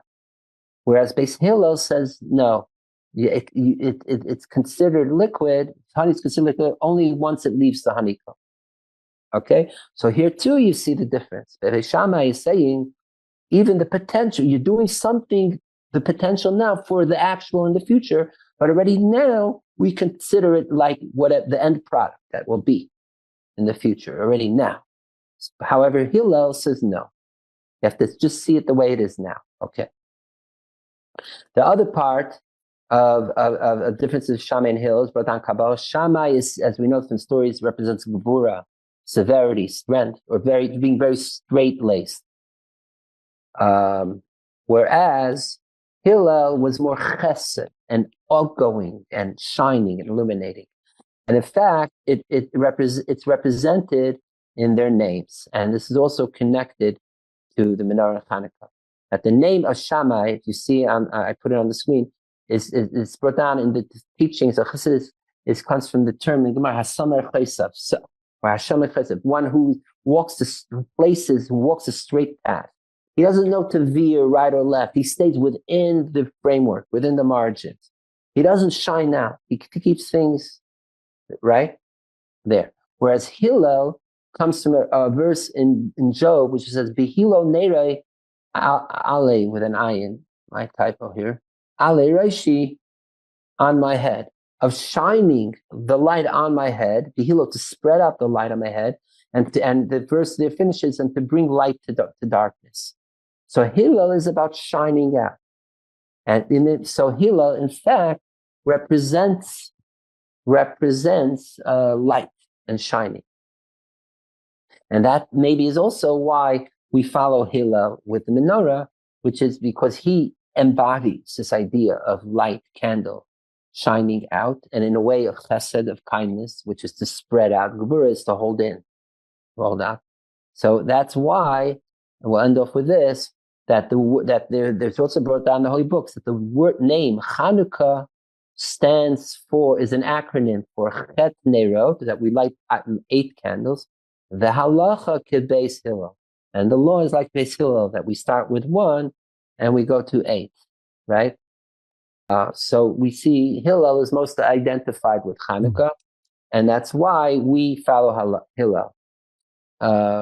It does say when Mashiach comes that we will be following a lot of Shammai. It also says that there are certain cases, few cases, because in general Shammai is more stringent and Hillel is more, I would say more liberal, is less lack of a better word, right?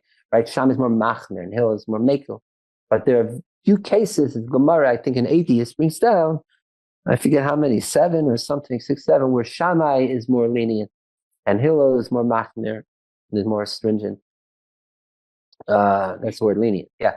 And it's brought down, and the Alter Rebbe actually brings down the Tanya, that the reason is because even if you're chesed or you're Gevurah, you still contain an element of the other in you. Like even Abraham, who expressed, who was chesed, says, Ati dai kir Elokim.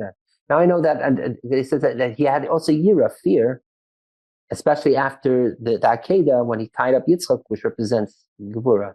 And even that which is full chesed can also contain a little bit of gevurah, and vice versa. In fact, that is when it's the health. That's when that keeps the chesed itself in balance. So too, we have Hillel. We follow Hillel, but still we respect certain elements of Shammai. So maybe we could do that also certain ways, that we could bring down Shammai vibes even in our Hillel reality in our own ways.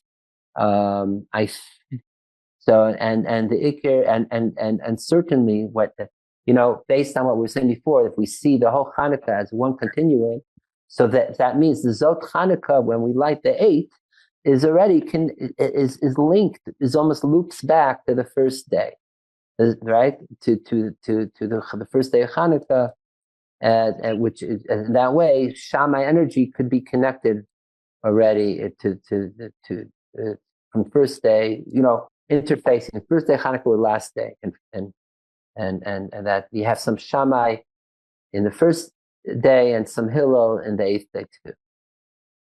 There's more to say, but certainly got it in enough for now.